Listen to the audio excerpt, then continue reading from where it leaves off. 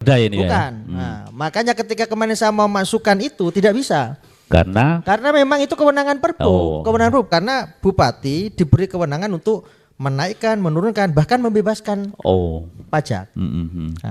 Nah, berkaitan ini maka ya kita kalau memang saya sekali lagi menyampaikan begini, kita ini jangan terlalu kemudian menekan rakyat dengan angka pajak yang tinggi. Itu satu. Yang kedua, dari proyeksi di tahun 2025 ini di PAK perubahan dari 720 miliar menjadi 740 sekian miliar. Saya hitung prosentasenya 92% itu dari pajak dan retribusi daerah. Sementara hasil pengelolaan kekayaan daerah yang dipisahkan hanya di angka 52 miliar, hanya 8%. Tepuk tangan data ini. Maka jangan kemudian kita ini bergantung kepada pajak dan retribusi. Bagaimana kemudian ada inovasi-inovasi. Nah, strategi dalam proses bagaimana meningkatkan produktivitas, ada intensifikasi, ada ekstensifikasi, ada diversifikasi. Kalau ada CSR masuk di mana Pak Mahrus?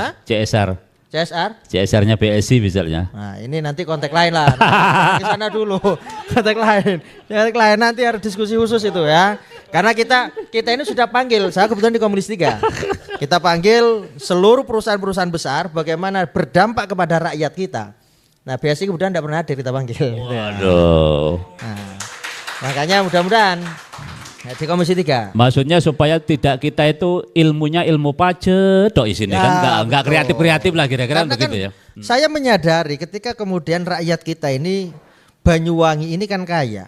Tidak seperti kabupaten tetangga. Kita ini punya gunung, kita punya laut, punya bandara, punya dermaga itu, punya pelabuhan.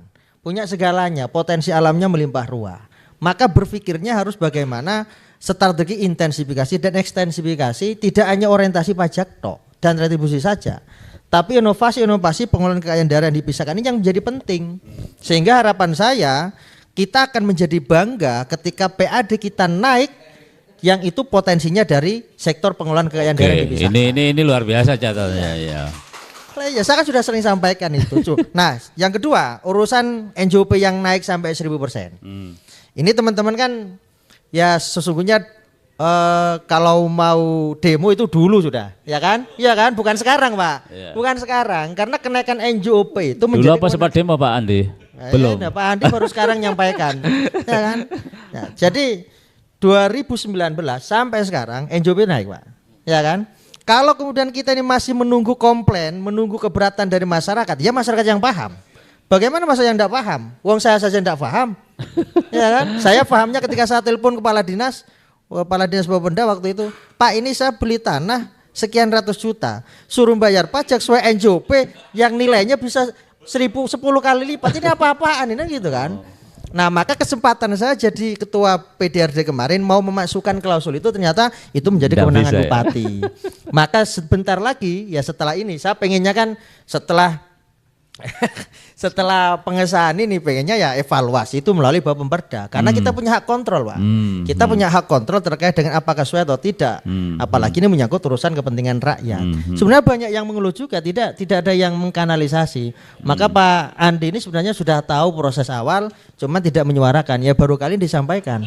Iya. Oke. Ya sendirian. Pak Mahrus sekalian menjawab punyanya Pak Herman tadi yang suddenly. Gimana? Yang peraturan jenengan katanya kok tiba-tiba suddenly bahasanya, tiba-tiba ujuk-ujuk. Jadi begini Pak, saya selalu mengedepankan konsultasi publik. Cuman kemarin itu PDRD yang kita bahas, kita pengen konsultasi publik, tapi karena tidak menyangkut urusan pembahasan PBB, ya enggak perlu. Karena ini konsnya itu targetnya adalah PAT.